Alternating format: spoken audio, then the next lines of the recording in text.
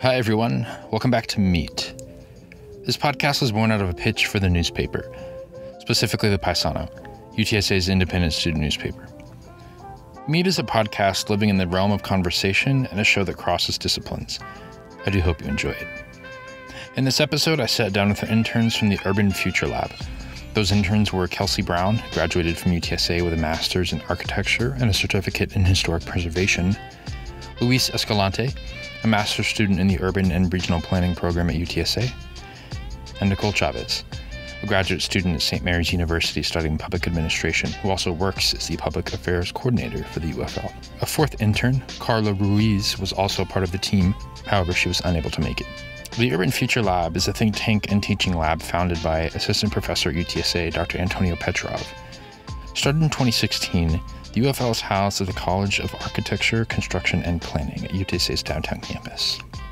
A link to the full story from this week's edition of the Paisano is in the show notes below. This interview was recorded on September 14th, 2022. For the Paisano, I'm Mason Hickok.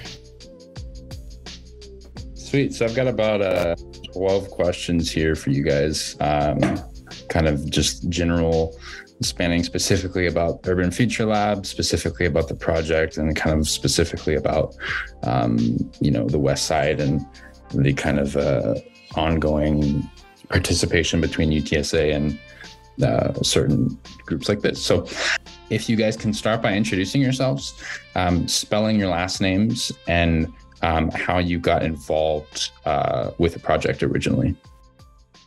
Sure. So go ahead, Nicole. Yeah, why don't you all go ahead, Kelsey and Lewis?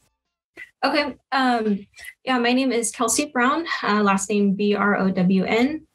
And I graduated from UTSA last spring with my master's in architecture, certificate in historic preservation. And I got involved with the project after taking Dr. Petrov's master's thesis prep course, and just working with him and understanding kind of how he approached architecture, how he approached the human aspect of it and the community building aspect of it. I just really wanted to work with him more and work on my thesis more. And it ended up kind of turning into an independent study that worked alongside a special topics course that he was teaching, coinciding with his role as the Next Gen Faculty Leadership Fellow with the West Side. So the course was about the university in the West Side, and my course kind of ended up morphing into something similar. So got to work a little bit more closely with that and then get involved as an intern with the Urban Future Lab spring of last year. Hey, Mason. My name's Luis Escalante, spelled Escalante, and I'm a master's student in the Urban and Regional Planning program. And I got involved in the Urban Future Lab in fall of 2021 while I was taking Dr. Petrov's current issue class. And in that class, we were doing, focusing on the West Side and trying to figure out kind of how can there be a communication between UTSA and the West Side. Really enjoyed the class, really was putting my best foot forward in the class. And that's where I met Kelsey and we started to collaborate. She would occasionally come into the class, and then Petrov had pulled me aside and asked if I would like to join the Urban Future Lab to continue the kind of work that we were already doing in his class on the West Side. And it was helpful too, because I'm interested in housing in the urban planning side. So this really delved perfectly alongside my academic interests. Thanks, Luis. So I'm Nicole Chavez, Nicole, last name Chavez. So I am all three of us, as we said, all three of us we're an intern with the Urban Future Lab this last year that passed. I kind of got, so I'm also currently, I'm a graduate student. I'm at St. Mary's University. So I am studying in the public administration program at St. Mary's, but I'm really interested in the policy side. So really when people ask me, what am I studying? I say that I'm studying policy and public administration. So I got involved in the Urban Future Lab. So yes, I am an intern and I'm a grad student. But I got involved with the Urban Future Lab a long time ago when it first began. I would have to check, but I believe that that's back probably around 2016. And the reason is because I used to, so I'm I'm an intern with the Urban Future Lab, but I'm also our public affairs coordinator. So I work with our media relations and do those things for us. So in a way, we were, thanks for reaching out to us from the media relations side. We were happy to hear from you. So back in around 2016, I was working for the UTSA College of Architecture, and I worked there for a long time, about 9 years. I did communications and development for UTSA College of Architecture. So that is how I met Dr. Petrov and started working with the Urban Future Lab. One of the first early projects of the Urban Future Lab was a project we'll have to tell you about sometime. It was about Broadway, the street Broadway, and a proposition for a skyride at a linear park on Broadway. I always mention that one because that was one of the first projects that we really did. So anyway, my involvement was kind of like on the communication side, on the media relations side, on the research side. And really, we also do a lot of community events and discussions and things. So I was just always around doing a lot of those things, and I was excited to be a part of the different projects that we worked on. So the Casita project, as Kelsey and Luis mentioned in a great way, was an offshoot of Dr. Petrov's fellowship. This is really the crux of what the Next Gen fellowship that he did was all about. So that's how I got involved with the Casita project and then Urban Future Lab in general. Well, thank you for that. Am I correct in saying that there was a fourth individual that was on the team? Yeah, Karla Ruiz. Okay. Yeah. And her name is on the web post that we sent you a link to. It's just Karla Ruiz. So if you want to check the spelling of her name, it's there. And yes, it was the four of us. We invited her. She had something at this time, so she couldn't join us. She was sorry that she couldn't. But yes, us four were the intern group that were working with Dr. Petrov. Okay, sweet. Yeah. And she had somewhat of a similar story to Luis. She was also in the current issues class and started working in the same time. Mm-hmm. Can you speak? Can you guys speak to the kind of the project of sorts was kind of born out of you said this current issues course, or is it you said a fellowship? Can you just clarify that and kind of the early beginnings of this project specifically? Yeah, so Nicole might have a little bit more insight into this, but Dr. Petrov was granted the Next Gen Faculty Leadership Fellow position specifically for UTSA's relationship with the West Side and kind of the public relations aspect, working with UTSA Vice President of Public Relations, Teresa Nino. So it started with him having the Leadership Fellow position. And so as part of that was more of integrating that into the curriculum. So the current issues course was born out of the fellowship position and then just kind of grew from there and what we were able to explore with that. But Nicole might have a little bit more background working with Dr. Petrov before we did. I think that's really a great summary of how like the order in which it was born, because yes, the fellowship was the start of all of this. And then so as Dr. Petrov applied to the Next Gen Fellowship, he was contemplating what sort of component of the fellowship was a project, a sort of a project that the faculty member would want to take on. So at some point in time, like he determined that he wanted to do a project on the West Side. And then I would say that he developed his idea for the class along with developing his idea for the fellowship. And another thing we can send you is a link to, on the Urban Future Labs website, we also have a write-up that talks all about the fellowship. So similar to how we sent you the one that was more about the Casita project, we have one that talks about the fellowship in general. And I'll make sure and send that your way and you can check that one out too. But yes, I think the way Kelsey described it is perfect, because I would say that it seemed that the course provided a lot of some of the research that we were going to be delving into in our internship. It's like, it seemed to me that a lot of that, the research and discussions in the course and the work that they did were foundational to where we took the research next. Would you all say that? I feel like the research done by the course was foundational and early. And then us four really tried to expound upon it and dig a lot deeper into the direction that we wanted to go for the project. What would you all say? Does that seem like how it seemed to you? Yeah, absolutely. Yeah, for sure.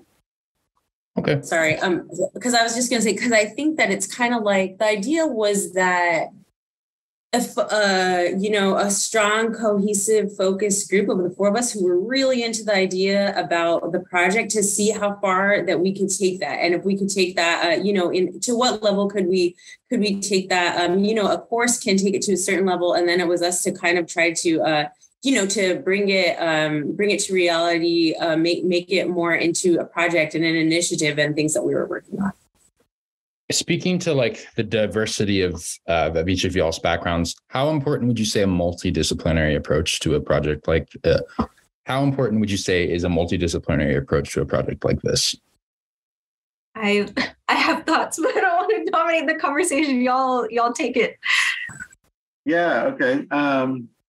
The importance of multidisciplinary. I think this project, like what we ended up with, like our final report that we submitted, really couldn't have been done in like a silo of just like a group of architects or a group of public policy students or a group of urban planning students, because it incorporates like everything about public policy. It incorporates design and architecture. It incorporates the use of space, zoning and land use.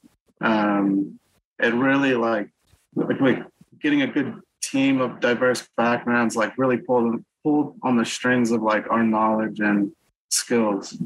So pretty happy with like what we've come up with so far, because I don't think it would have came out any better without that diversity.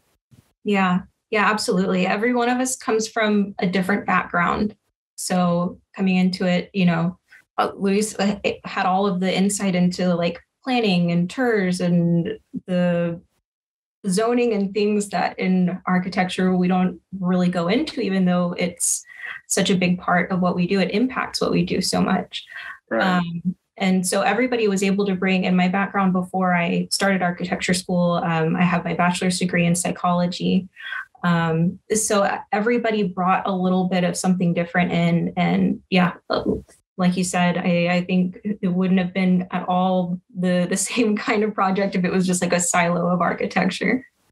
Yeah, absolutely. And Kelsey gave shared great here about her background. Like we would say I believe Karla had a bachelor's degree in interior design, right? But she was also Karla, though I would also characterize on the architecture side. But Kelsey was really like our that side of that area. And then Luis, you want to tell us a little bit, like Luis has a broad range of experiences too, like on the urban planning side, but also your interests in finance too, right, Luis? Yeah, so like my undergrad was in finance. So understanding like how tiers financing works, and then how like trying to be able to explain tax alleviations, different kinds of financial, I guess, modeling or how this can be financially viable was something I try to bring to this group. And then with the planning, getting like public interest into it, getting public engagement, like trying to plan for those kinds of meetings if we were to like go full force with the full project and see it to the end. And then obviously like land use, what's the unified development code for accessory dwelling units, which are Casitas, and really like incorporating all of that and trying to package it into a digestible piece of text. And then my background is I have an undergrad degree in English communications with a journalism focus. I used to be a reporter for many years in the past. So I'm kind of on that communication side. We at Urban Future Lab, we all kind of write things together all the time. The media relations falls to my responsibilities. So that is kind of like my background previously. And then my new interests, which were honestly spurred by the Urban Future Lab, is why I decided that the next route that I wanted to go for my master's is that I wanted to learn more about policy and learn more about public administration. It's just a way to think about like how our projects can really become a reality. That's kind of like how I took the new direction of my studies. But I did want to say something as far as, yes, like we think that an interdisciplinary approach is really important for a project like the Casita project and dealing with the West Side. Just Luis just mentioned great about how those different components, like they were, really displayed in the strategic plan. That's another area that is kind of falls into my kind of wheelhouse, is working on strategic plans as well. But what I wanted to say about the interdisciplinary approach is not only for the Casita project, but this is at the center of things that are important to us at the Urban Future Lab. So with all of our projects, we really see an importance in interdisciplinary thinking, bringing people in that represent all different sides of a project. It's really at the core of what we do in every project. And we also like to experiment with formats of dialogues. We have a lot of public events and conversations, and we really try to think about like, okay, what are there are traditional and non-traditional ways, inside and outside the box ways that people present these events or have these conversations or think about things. And we really characterize our thinking as no box. Really, we would say that looking at things from inside the box or outside of the box could kind of be similar. So we really are about no box thinking, and the interdisciplinary aspect is huge for us. So you will see that across all levels at the Urban Future Lab. We have, levels of us as students and the different disciplines that we're a part of. Then we have research fellows, and we have visiting scholars there, and you can read about them all on our website as well. And they are all from different various backgrounds. So we really see ourselves like as a nexus sometimes. Sometimes we are the facilitators. We like to think of ourselves as the conveners who maybe are bringing to a project all the different aspects that need to be considered. We focus a lot on questions and whether we are, looking at the problem in the right way. Are we asking the right questions? Definitely making a seat at the table for all of the different disciplines that need to be a part of it to think about how can we write out solutions. So it's definitely at the center of the UFL. So thanks for asking. Can you describe what casitas are and their historical and cultural significance, if you will? Oh, Nicole, you're on mute.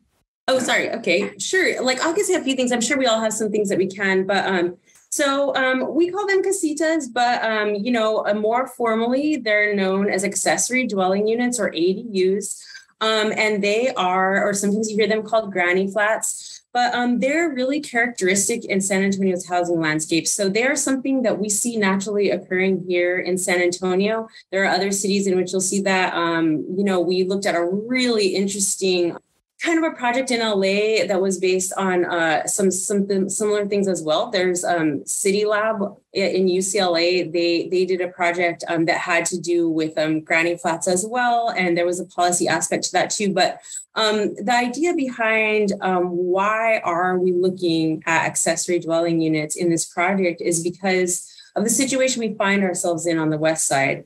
The casitas, they could support families with residual income. So, the goal of why casitas would be that they're a way to help homeowners to gain additional income, and also establishing those ties with the university students in the form of a social contract, which we definitely want to share more about with you later about the social contract and the tenant program.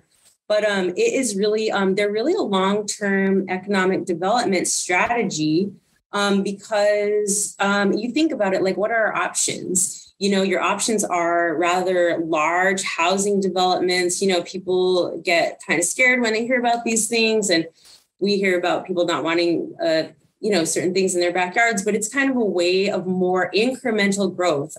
With UTSA expanding, there is always an increased need for student housing with the downtown campus being, I hate to categorize it as UTSA's downtown campus is a commuter campus, but, a lot of students who study on the downtown campus, they live elsewhere. They don't live on UTSA main campus. So housing is always it's something that we need to think about. So that is I would say that's the answer of why Casitas for this project. It's about two things. It's about the increased need for student housing in the area. It's in a vulnerable community like the West Side, where we have a lot of considerations and a lot of challenges. And it's a way that we could grow incrementally and in ways that preserve the historic character of a neighborhood like the West Side, while thinking of different ways that we could achieve housing rather than huge housing developments. I'm sure that you all have a lot better things to say about me on that end. So maybe you'll have some things to share. No, I mean, I think that really covers everything. I think just the most, well, maybe not the most, but an important part is just that it's community led. It's not development from the outside coming in. It's something that people can do in the realm of their own property with their own hands, tapping into like the maker economy that exists there. And just making sure that, development's going to happen and density is going to happen. And how do we manage that in a way that maintains community character, that maintains, everything that's important to people living on the West Side. And so to be able to have like that direct community involvement in development is really important too. This is I've lived in San Antonio for a long time now, but are these houses like pre-existing? Are they vacant, or are people living in them now? Like, what does that look like? So depending on the different people who could be utilizing a casita or an accessory dwelling unit, sometimes it's like I'll just take my house for example. Like I don't have one, but I have a small garage that's not attached to my house. So someday I might want to convert that garage into an ADU and like have it as something that could be rented out. So sometimes it's a structure of your house that's already created and it's used for a different purpose, and it could be converted and made into a living arrangement for someone. Sometimes it could be also attached to your house. Sometimes it could be also a new construction. That just depends on the space that you would have in your backyard. I'm definitely not the most well-versed person to talk about that part because I'm really like not on the architecture side, but I would just say there's different arrangements. And the precedent that we looked at that I mentioned, it's a really cool project called the Buy Home, and it's with UCLA's City Lab. And, when they did their project, there's like kind of like a handout that says, here's all these different ways that you could imagine a casita, the way that it would work for your property, or what kind of a casita are you looking for? But to try to answer your question, like sometimes it is a structure that's already existing on someone's property. Sometimes it could be a new construction.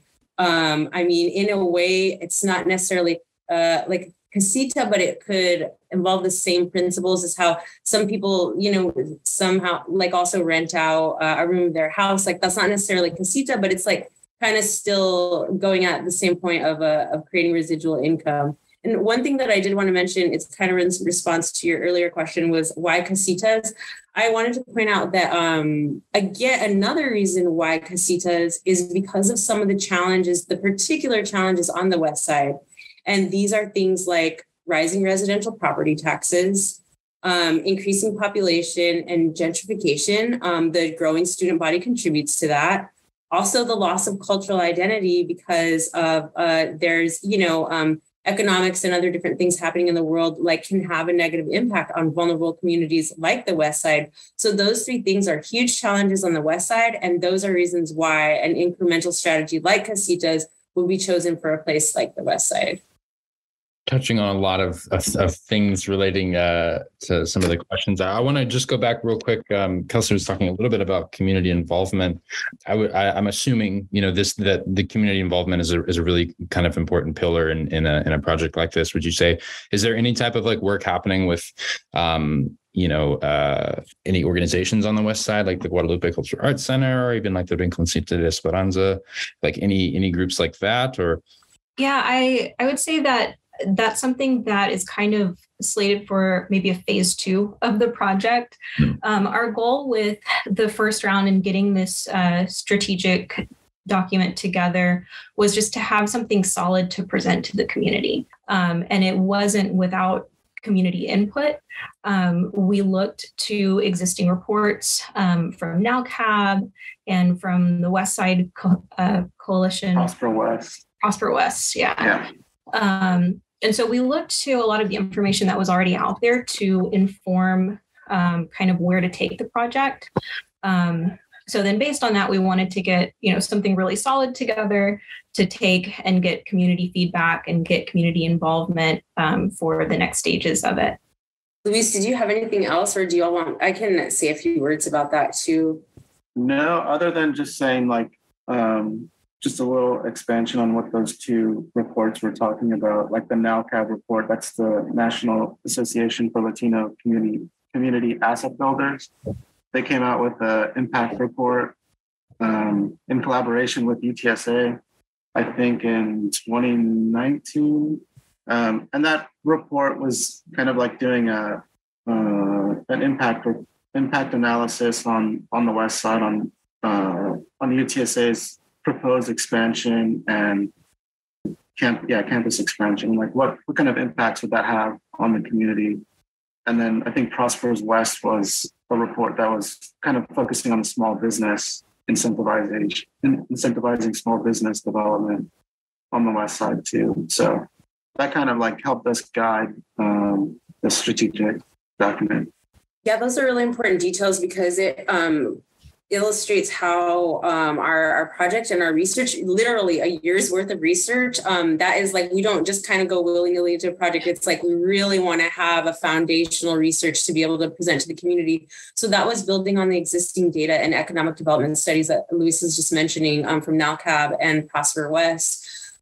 So where we are at, just as Kelsey said, I think that's a perfect characterization, is that really the community engagement piece, which again, engagement is central to the core of what we do at Urban Future Lab. That is really for kind of a stage 2 of the project. Where we are is that we really thought a lot, and we have a kind of a huge sequence and list put together of potential collaborators, like basically mapping out the different organizations and the different contact people at that organizations that we would want to work with, because we feel that their ideas or the places that they want to go or the values that they have support our goals also with the project. So it's not as if we haven't delved into that. We have really thought that out really well. I'm sure that you can imagine there's a lot of different people that need to be involved once you're getting the okay to go out and start talking to things in the community, start talking to media. This is a little different. Like this is a little bit of like internal media, but there's a lot of different people that are involved once you actually start making those steps into the community. And I would also just draw a parallel in a past project of Urban Future Lab. You should check it out. It's on our website as well, but it's the Southside Pilot Project. When I think about that project now in retrospect, it's been several years since we did it. In a way, it also had these stages in which it was foundational to the project was the heavy research that was done. And then a studio took the project further and really launched into the community engagement phase of that project. The engagement was a central part of that project, but it was all the research that was done before set the foundation for that to even happen. So I feel like we're in between that, just as Kelsey said. You mentioned earlier the kind of like gentrification, among other things, being kind of like a common kind of obstacle that's faced with development like this. I mean, I spend most of my time on the main campus, and I mean, we're kind of in the midst of this, like, this proposed master plan of like what both the main campus and what the downtown campus will look like within like the next 10 years. And, with that comes just rapid growth and rapid kind of renovation of kind of already existing spaces. What are kind of like, I don't know necessarily in this kind of first phase that this project is in, was it kind of looking at maybe ways that you could kind of try to get around some of those consequences, those challenges like gentrification and like displacement and all that kind of stuff? Yeah, absolutely. And that was a big part of the NALCAB report, was identifying the risk that the West Side community faces, and the NALCAB report also provided some recommendations that were really core to the research that we did that followed. So managing the factors that drive housing costs, preserving existing affordable housing stock, implementing customer protection and fraud prevention efforts, and boosting the income of existing neighborhood residents. So kind of with each topic that we had, we looked at those things and, took our idea and how does this address this issue that's laid out or this recommendation, and kind of followed it from there. With the tenant program specifically, we looked at what does the community want and need, affordability, access to affordable housing and maintaining affordable housing, and then also just maintaining the neighborhood history. And so how do we support this?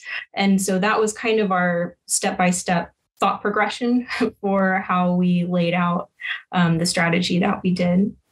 Yeah, and I think it's worthwhile to mention, you can see this when you see the text on our website, but I'll just say, there were 5 areas where these are really the areas that we honed in on our research, and they were different components of the project. And so that was the tenant program, tax alleviation, microloaning, making, and the zoning and code adjustments that we were advocating for.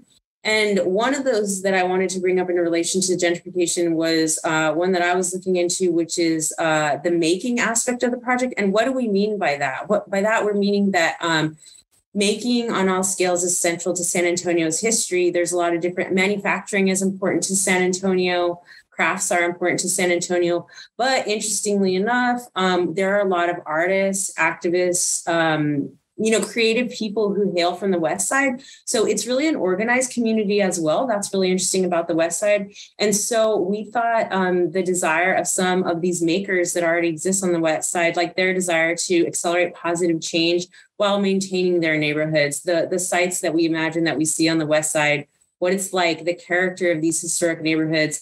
So that's why, I feel like the making aspect of it is related to the gentrification. That's why we're seeing, how can we create our own local economic cycles? How can we ourselves make incremental change in our neighborhoods? We felt that we were tapping into an existing resource already on the West Side. And so that is a way that we would hope that we could retain the character of the neighborhood. There's a that kind of brings to mind when I was working on the West Side Sound stuff earlier in the spring, the Oral History Project, which going on here on the campus. We had kind of in dialogue with some of those professors and with some of the community people we spoke to.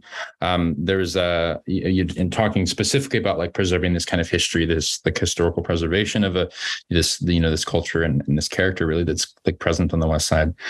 You've got places like the Museo del West Side, which is operating as one of those spaces. Again, assuming that preserving that history is also an important part of this project, because it's, it is so rich and, like you're talking, activism and artists and really a rich history. How important is kind of keeping that intact? Yeah, that's kind of like the crux of it. And I was really surprised when I first took a site visit around the West Side to see how much new development was already happening there. I had imagined that it was something that we were looking at in the future, kind of how are we going to deal with this when it happens, but it's already happening. So looking at how the community can shape the future of development in their neighborhood.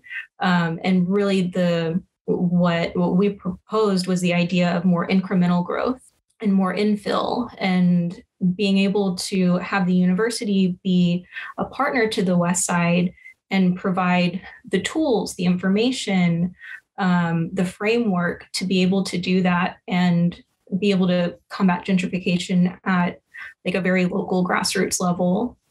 How can the general, UTSA community kind of better improve their stewardship toward helping either kind of at a grassroots level, preserving the West Side and preserving that kind of history, and also at a public level, with the general public. In this case, the people that make up the West Side, the people that are here at the main campus. How can UTSA students and even staff and faculty kind of do their part, so to speak, in a project like this?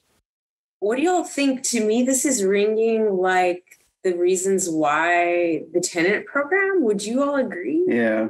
In our document, and this would be a phase 2 or maybe even phase 3 or something, where faculty or students would be in the actual community doing like community projects. That's part of like a subsidiary project under this Casita project, like helping with making or helping with educational resources to discuss, tax alleviation, and to discuss like getting approved for like a tax moratorium because, you've lived there for so long on the West Side and you can get special property taxes applied to your housing.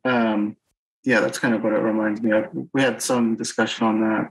Oh, but to tie it back to the tenant program that we had proposed, I mean, all of this is about community engagement and the connection and partnership between UTSA and the West Side, and being good neighbors, being good stewards to each other. And the tenant program is really based on, say, we assist in the development of these casitas, say that we help with tax alleviation and education and all of these things. How do we sustain long-term economic investment in the West Side? And so the tenant program was one of the ideas that we had for more, I guess, more kind of like reciprocity. That's the big word of the group, but I was missing it. But yeah, like true reciprocity between UTSA and the West Side. So, it's not an obligation of having a casita, but it's an option that's available. We're going to have more students. Students are going to need housing. And it creates a cultural exchange to be living closely, to be living within the community. We found a precedent from the University of Wisconsin that has a Good Neighbor program where residents can sign up to lease spaces within their own homes, and students can sign up to be part of this program. And it has kind of like a core responsibilities and agreements that you make to be a good neighbor, to be a good tenant. So that's something that we had looked into also for the tenant program that we were proposing, something that creates a social contract between the two parties to be good neighbors to each other. Yeah, that's a perfect lead in for us to be able to say what the social contract is. And that's great that Kelsey mentioned the Good Neighbor program. When we say tenant program, that's really what is at the crux of what we're saying. Like a good, how do you be good neighbors to one another? How does the university be a good neighbor to the vulnerable community in which it's expanding? How do the students who are now an increased population in this community be a good neighbor to that community that they're a new part of? So what we mean by like the social contract is that we're saying that we really need something like that in place between the communities. And it's a way to outline possible future relations between UTSA and the West Side. So that's what the social contract really is like how, the tenant program, the good neighbor relations, like that's really at the crux of what we mean by the social contract. And we see it as a living document. And it's about shared values between both of the communities, the student community, the public, the university, and that's about their relationship. And really, betterment is a really important part of that as well. The ideas that are brought forth through the social contract, they're things that involve bettering the communities, incentivizing local economic development cycles, creating our own economic development cycles that adhere to what is going on specifically in that community. And then as we continue to talk about incremental community revitalization, it's tied, the social contract is also tied to the preserving the cultural identity that we talked about.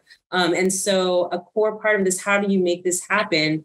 For this project, it was an affordable housing strategy because that is what's needed there. And it's important to remember that affordable housing strategy brought forth by the social contract, it also relates to West Side residents seeking affordable housing as well, not just students. So both of them, we feel are populations that could be addressed by an initiative like this.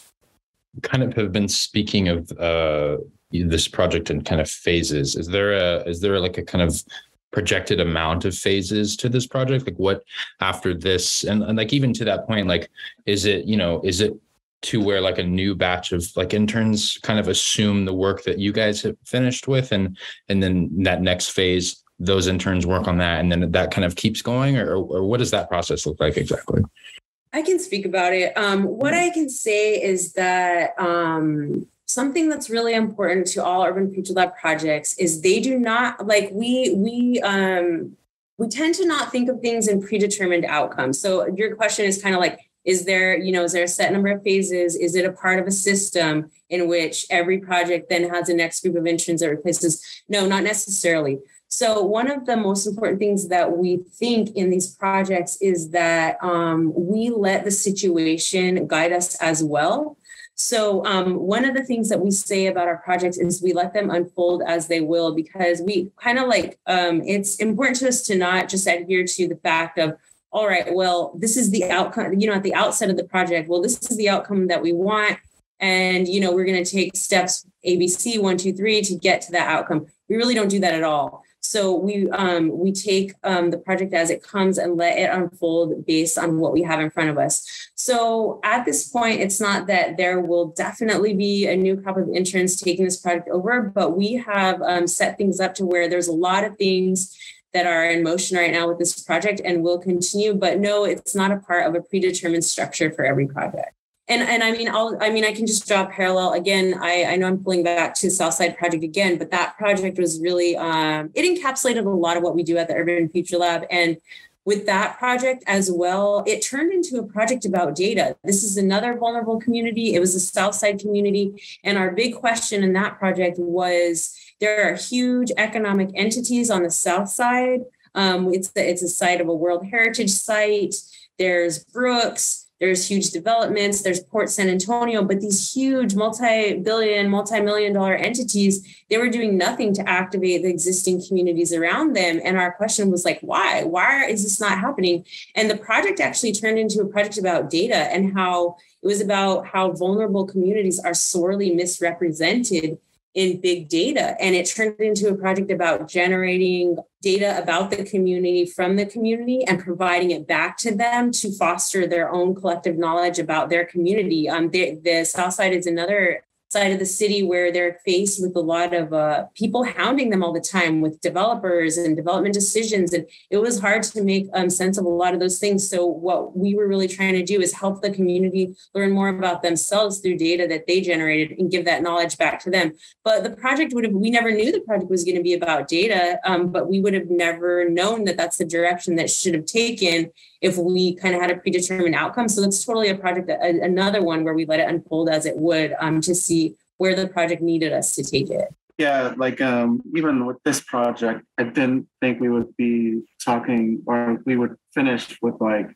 these 5 sections that talked about like zoning and code change and stuff like that. Like when we first started, it was kind of, we had some ideas and then like through our research and through our discovery and putting our heads together, like realizing like, oh, like these other things like are really important to include in the report.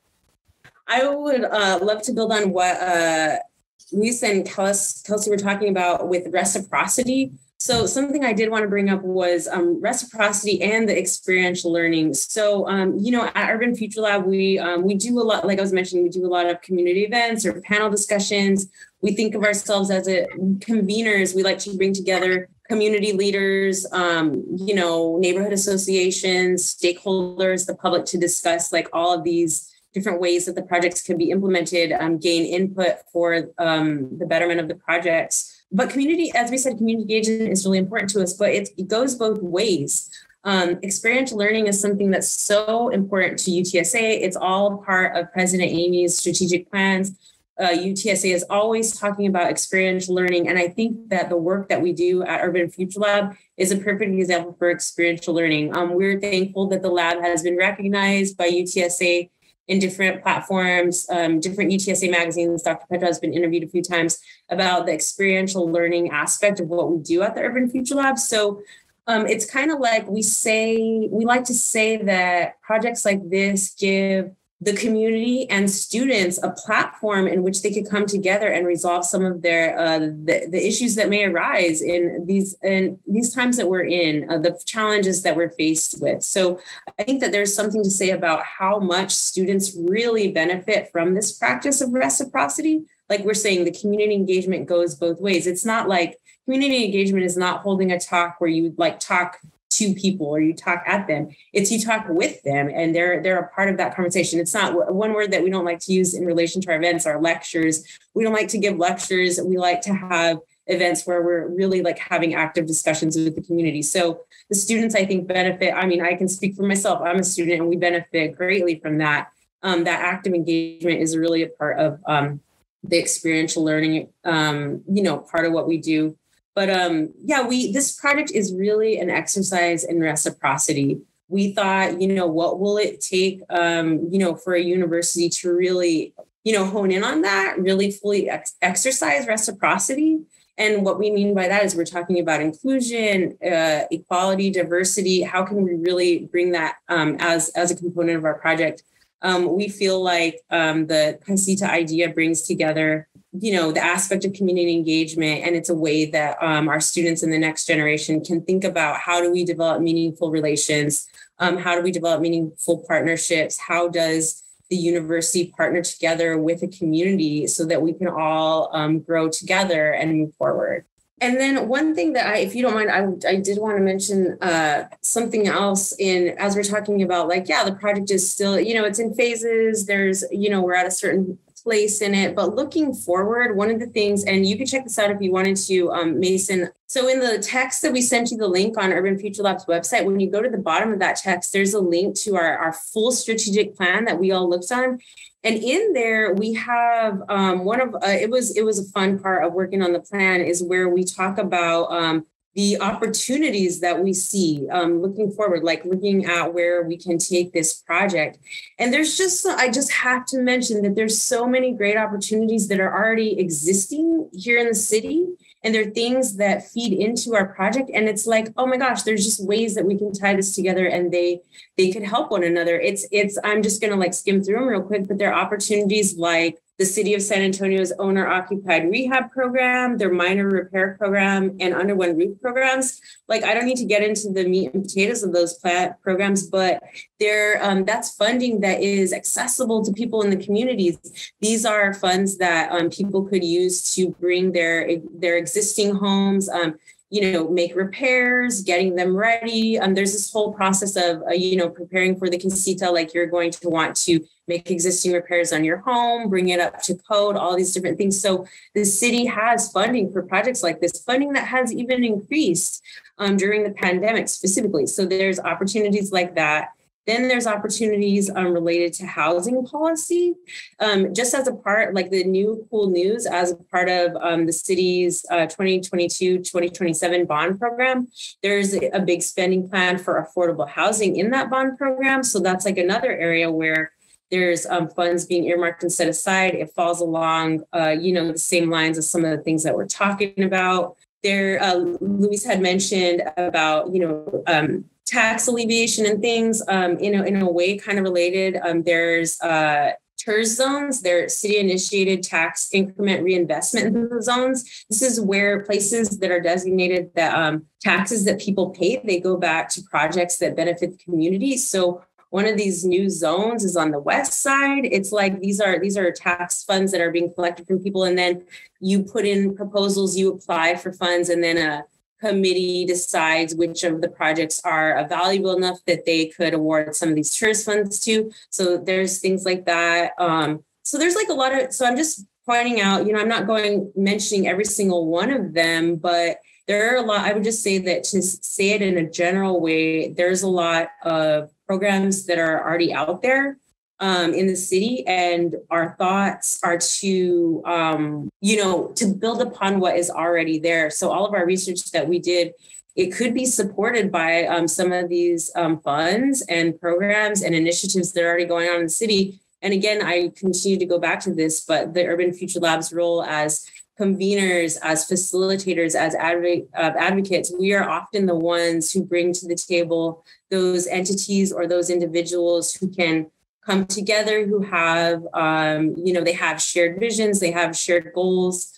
It can be a win-win situation in bringing some of these entities together. So I think there's great ways that existing funds and programs could support the ideas that we imagine for the West Side. Alrighty then. Well, thank you very much. Of course, I'm going to link the story that about the project specifically in the piece, and we'll of course be sure to link some of those separate links as well. Again, thank you all for again being flexible and sitting down with me. I really appreciate it. Yeah, thanks so much. Thanks for choosing us to do a report. Of course. Thank you guys very much.